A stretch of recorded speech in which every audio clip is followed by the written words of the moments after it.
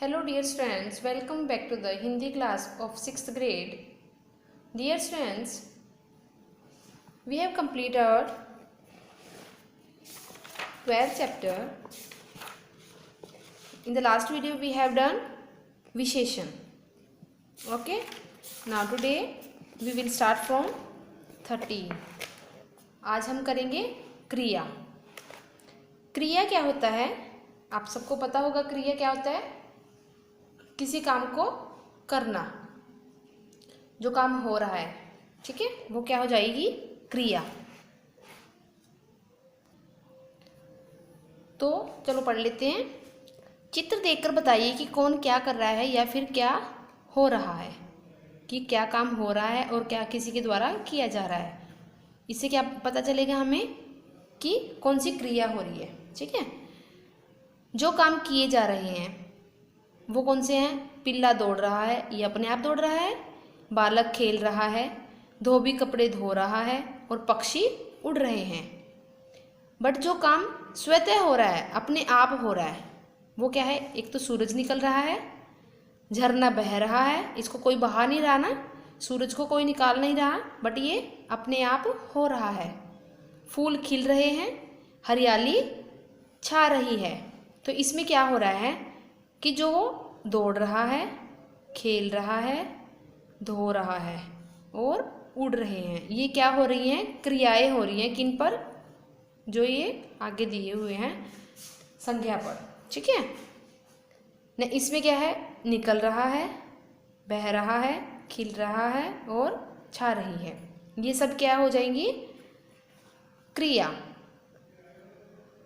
जिन शब्दों से किसी काम के करने अथवा होने का पता चले उन्हें क्रिया कहते हैं। ये क्या है? उसकी डेफिनेशन है, उसकी परिभाषा है क्रिया की, कि जिन वर्ड से पता चल रहा है कि क्या काम हो रहा है। दौड़ना काम है कि दौड़ रहा है, खेल रहा है, इन्हीं से पता चल रहा है कि कौन सी क्रिया हो रही है, तो वो क्या हो जाएंगी? क्रिया। उठना, बैठना, चलना, भागना, दौड़ना, हंसना, रोना, पहनना, खाना, पढ़ना, नाचना, गाना, सुनना आदि क्या है? क्रियाएं हैं। प्रत्येक क्रिया या तो होती है या फिर उसे किया जाता है। जैसे हमने ऊपर किया, ये हमने किया है और ये काम स्वयं हो रहा है, तो ये क्या हो जाएंगी? क्रियाएं। जो व्यक्ति क्रिया करता है वह कर्ता कहलाता है। हमने उसमें किया था कारक में कि जो कोई काम जो कर रहा है वो कर्ता हो जाएगा, ठीक है। तो इसमें क्या है? पिल्ला करता है, बालक करता है, धोबी करता है, ऐसे ही इसमें है, ठीक है। धातु। क्रिया के मूल रूप को धातु कहते हैं।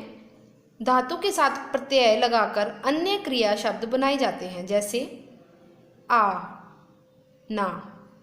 आ धातु है, ना प्रत्यय है, तो इससे क्या बन गया? आना। धातु, इसमें धातु क्या? पढ़े, पढ़ प्लस ना, क्या बन जाएगा? पढ़ना। ऐसे ही लिख ना, लिखना, हंस ना, हंसना, ठीक है। दोनों से क्या बन रहा है? प्रत्यय लगाकर एक वर्ड बन रहा है। क्रिया के भेद। क्रिया के भेदों के दो आधार होते हैं, कर्म के आधार पर क्रिया के भेद और रचना के आधार पर क्रिया के भेद। फर्स्ट हम करते हैं कर्म के आधार पर। कर्म के आधार पर फर्दर हमारी कितनी हैं? तीन भेद हैं, 3 पार्ट्स में आगे डिवाइड किया हुआ है, अकर्मक, सकर्मक और द्विकर्मक। ये कर्म के आधार पर है, ठीक है। फर्स्ट करते हैं अकर्मक क्रियाएं। इन क्रियाओं के व्यापार का फल कर्ता पर पड़ता है, तो वो अकर्मक क्रियाएं होती हैं। जिनकी क्रियाओं का फल कर्ता पर पड़े, जैसे बंदर नाच रहा है, तो बंदर के बारे में बता रहे हैं कि वो नाच रहा है। मोनू टहल रहा है, ये क्या हो जाएगी? कि इसके बारे में क्रिया बताई जा रही है, ठीक है। कुत्ता भौंक रहा है, तो कुत्ता क्या है? कर्ता है, कर्ता पर ही डिपेंड है जो काम हो रहा है, तो वो क्या हो जाएंगी? अकर्मक क्रिया, ठीक है। सकर्मक क्या होती हैं? जिन क्रियाओं के व्यापार का फल कर्म पर पड़ता है उन्हें अकर्मक क्रियाएं कहते हैं। जैसे रमा खाना खा रही है, तो ये क्या हो गई? ये कर्म हो गया कि खाना खाना है ना। पुस्तक कर्म हो गया, पौधा, सेब, तो ये क्या हो जाएंगी, यहाँ पर खाना, पुस्तक, पौधा और सेब पर क्रिया का फल पड़ रहा है कि रमा खाना खा रही है। अब खाना है जो वो खा रही है, मीन्स उस रमा जो खा रही है वो क्या है, एक खाना है, ठीक है। रमेश पुस्तक पढ़ रहा है, पुस्तक को पढ़ा जा रहा है रमेश के द्वारा, है ना।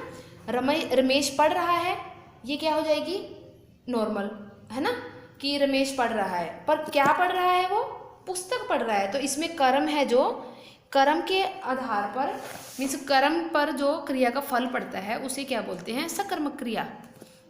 समझ आया। नेक्स्ट है द्विकर्मक क्रिया। जिस क्रिया के दो कर्म होते हैं वह द्विकर्मक क्रिया कहलाती है। जैसे नेहा ने बिल्ली को दूध पिलाया, क्या है इसमें, नेहा ने बिल्ली को दूध पिलाया, अब पिलाया जा रहा है दूध। पिता ने पुत्र को पैसे दिए, सुमन ने रजनी को साड़ी दी, शिक्षक बालक को हिंदी पढ़ा रहा है। तो इसमें क्या है, हिंदी बिल्ली तथा दूध, ठीक है। नेक्स्ट में है पुत्र और पैसे, नेक्स्ट में रजनी साड़ी और बालक हिंदी। ये क्या है, कर्म है, दो दो कर्म आ रहे हैं एक सेंटेंस में। तो जिसमें दो दो कर्म आते हैं वो क्या हो जाएगी, द्विकर्मक। द्वि मतलब दो, कर्म मतलब कर्मक दो, दो कर्म, ठीक है। नेक्स्ट है अकर्मक, सकर्मक और द्विकर्मक क्रिया की पहचान। कैसे पता चलता है हमें अकर्मक क्रिया की पहचान, क्रिया के साथ क्या, किसे, किसको आदि प्रश्न लगाकर यदि उत्तर नहीं मिलता तो क्रिया अकर्मक होती है। जैसे कुत्ता भौंकता है, क्या भौंकता है, ये क्वेश्चन हो गया, कोई उत्तर नहीं है इसका, तो इसका कोई उत्तर नहीं है क्योंकि कोई क्वेश्चन बन ही नहीं रहा कि क्या भौंकता है ना।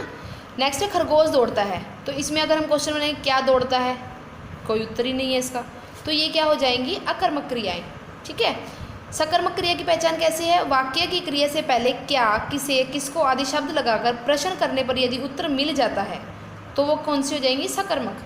जैसे माली पौधा लगा रहा है, तो इसमें क्या लगा रहा है, अब हमें पता है कि पौधा लगा रहा है, ये उसका उत्तर हो जाएगा। टोकरी में सेब रखे हैं, तो अगर क्वेश्चन पूछें क्या रखे हैं तो हमें पता है यहाँ पर सेब आंसर है इसका ना, कि सेब रखे हैं, तो ये हो जाएंगी सकर्मक क्रिया।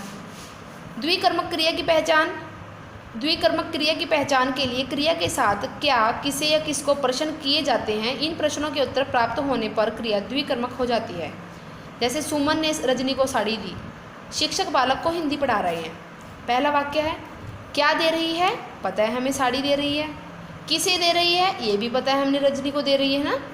दूसरे में क्या पढ़ा रहे हैं, हिंदी, किसे पढ़ा रहे हैं, बालक को, तो ये क्या हो जाएंगी, द्विकर्मक क्रियाएं, कि दोनों प्रश्नों के उत्तर मिल जाए, ठीक है। नेक्स्ट है रचना के आधार पर क्रिया के भेद। रचना के आधार पर क्रिया के भेद कितने होते हैं, सामान्य क्रिया, संयुक्त क्रिया, नाम धातु क्रिया, प्रेरणार्थक क्रिया और पूर्वकालिक क्रिया। फर्स्ट है सामान्य क्रिया। जब किसी वाक्य में एक ही क्रिया का प्रयोग हो तो वह सामान्य क्रिया कहलाती है। जैसे राम आया, राम ने पत्र लिखा, राम दिल्ली गया। इन वाक्यों में क्या है, एक एक क्रिया का प्रयोग हुआ है, ठीक है। आता ये सामान्य क्रिया के उदाहरण है जिसमें क्या है कि एक ही क्रिया का प्रयोग हो। संयुक्त क्रिया क्या है, जिसमें दो या दो से अधिक क्रियाएं मिलकर एक ही कार्य पूर्ण करती हों। जैसे रेलगाड़ी चल पड़ी, राधिका रोटियां सेक रही है, लड़कियां नृत्य कर रही हैं। तो चलना और चल पड़ी, ठीक है, सेक रही हैं, नृत्य कर रही हैं, ये क्या हो जाएंगी, दो तरह के हैं, तो ये हो जाएंगी संयुक्त क्रिया। इन वाक्यों में चल पड़ी, सेक रही हैं, कर रही हैं संयुक्त क्रियाएं हैं क्योंकि इनमें चलना प्लस पढ़ना, सेकना और रहना, और ये है करना और रहना, ये क्या है, दो क्रियाएं हैं, इसलिए ये संयुक्त हैं। नाम धातु क्रिया क्या है, संज्ञा, सर्वनाम और विशेषण से बनने वाली क्रियाएं नाम धातु क्रियाएं कहलाती हैं। ये कितने प्रकार की होती हैं, 4 प्रकार की। जैसे संज्ञा से नाम धातु, सर्वनाम से, विशेषण से और अनुकरणवाची शब्दों द्वारा।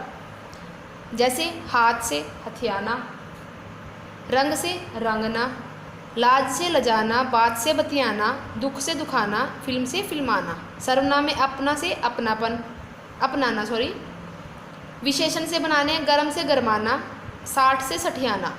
अनुकरणवाची शब्दों द्वारा, खटखट से खटखटाना। ठीक है, तो ये क्या हो जाएंगी, संज्ञा, सर्वनाम और विशेषण से बनने वाली क्रियाएं हैं जिनको नाम धातु क्रिया कहते हैं। प्रेरणार्थक क्रिया, जिस क्रिया को कर्ता स्वयं न करके दूसरों को करने के लिए प्रेरित करता है, मीन्स वो काम अपने आप ना करे, दूसरों के द्वारा करवाए, तो वो क्या है, प्रेरणार्थक। जैसे माँ ने नौकर से कमरा साफ करवाया, अब माँ ने करवाया है नौकर से, ठीक है, इसलिए क्या है, इस वाक्य में माँ ने सफाई का कार्य स्वयं नहीं बल्कि नौकर से करवाया है, ये हो जाएगी प्रेरणार्थक क्रिया। इसके क्या है, दो कर्ता होते हैं, वह जो किसी कार्य को करने के लिए प्रेरित करता है, दूसरा जो वास्तव में करता है। अब ये करवाया इसने है, करने के लिए प्रेरित माँ ने कहा है, और किया किसने है, नौकर ने। ठीक है, नेक्स्ट है पूर्वकालिक क्रिया। मुख्य क्रिया से पहले आने वाली क्रिया को पूर्वकालिक, पूर्व मतलब पहले, कालिक क्रिया कहते हैं। ठीक है, रमन ने पढ़कर खाना खाया, पहले पढ़ा उसने, फिर उसके बाद खाना खाया। नेहा ने झुककर पुस्तक उठाई, पहले झुकी है वो, उसके बाद पुस्तक उठाई है। माँ ने गिनकर रुपए दिए, पहले उन्होंने गिना है उसको रुपए को, फिर उसको रुपए दिए हैं, रखे हैं। ठीक है, तो ये क्या हो जाएगी, पूर्वकालिक क्रिया की, उससे पहले उन्होंने पढ़ा है, पहले फिर खाना खाया था, पहले झुका है, फिर क्या किया है, पुस्तक उठाई है, पहले पैसे गिने हैं, फिर उसके बाद रखे हैं, तो ये क्या हो जाएंगी, पूर्वकालिक। नेक्स्ट है अपूर्ण क्रिया। कुछ क्रियाएं ऐसी भी होती हैं जो अपने आप अपना अर्थ पूर्ण नहीं कर पाती तथा अर्थ की पूर्णता के लिए उन्हें किसी पूरक क्रिया की आवश्यकता पड़ती है।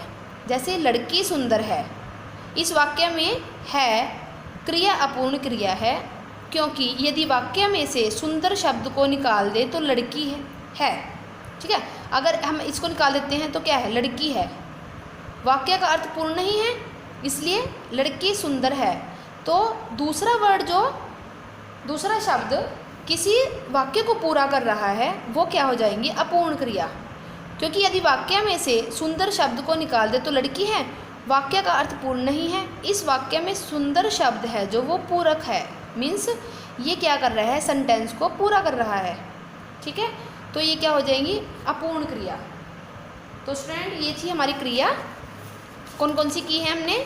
आज हमने इसकी डेफिनेशन पढ़ी है, उसके बाद क्या किया है, डेफिनेशन क्या है, जिस शब्द से किसी काम का करना या होना पाया जाए वो है क्रिया।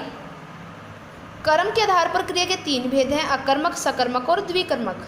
रचना के आधार पर 5 प्रकार की हैं क्रियाएं, सामान्य क्रियाएं, संयुक्त क्रिया, नाम धातु, प्रेरणादायक और प्रेरणार्थक और पूर्वकालिक। तो स्टूडेंट लिसन केयरफुली, अगर नहीं समझ आए तो दोबारा समझना, उसके बाद क्या करना है आपने, यस, अपनी बैक एक्सरसाइज करनी है, अदरवाइज मैं आपको सेंड कर दूँगी। ठीक है, so thank you and have a nice day.